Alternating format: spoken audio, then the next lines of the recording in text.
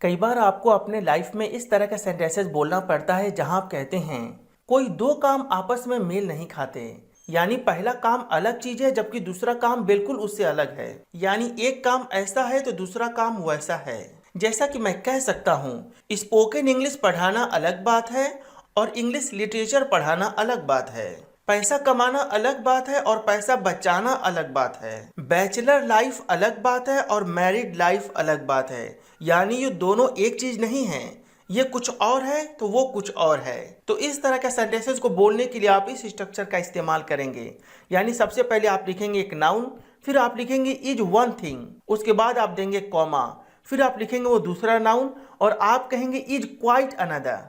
कैसे? आइए कुछ एग्जांपल्स देखें ताकि आप इस बात को आसानी से समझ सकें। जैसे मान लीजिए अगर आपको कहना हो स्पोकन इंग्लिश अलग चीज है जबकि इंग्लिश लिटरेचर दूसरी बात है या दूसरी चीज है, तो इस सेंटेंस के लिए आप कहेंगे spoken English is one thing, English literature is quite another. यानी स्पोकन इंग्लिश अलग चीज है और इंग्लिश लिटरेचर दूसरी चीज है या बिल्कुल अलग चीज है।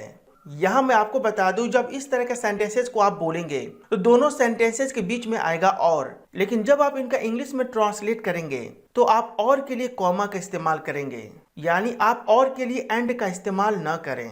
जैसा कि आप देख सकते हैं यहाँ दोनों सेंटेंस के बीच में मैंने दिया है कॉमा। मान लीजिए अगर आपको कहना हो पैसा कमाना अलग चीज है और पैसा बचाना दूसरी बात है या अलग चीज है, तो इस सेंटेंस के लिए आप कहेंगे earning money is one thing, saving money is quite another. यानी पैसा कमाना अलग चीज है और पैसा बचाना बिल्कुल दूसरी चीज है या अलग बात है। यानी ये दोनों चीज आपस में मेल नहीं खाते, ये दोनों अलग अलग चीज हैं। मान लीजिए अगर आपको कहना हो बैचलर लाइफ अलग चीज है और मैरिड लाइफ अलग चीज है या मैरिड लाइफ उससे बिल्कुल अलग है, तो इस सेंटेंस के लिए आप कहेंगे bachelor life is one thing, married life is quite another. यानी बैचलर लाइफ अलग चीज है और मैरिड लाइफ बिल्कुल अलग बात है या अलग चीज है।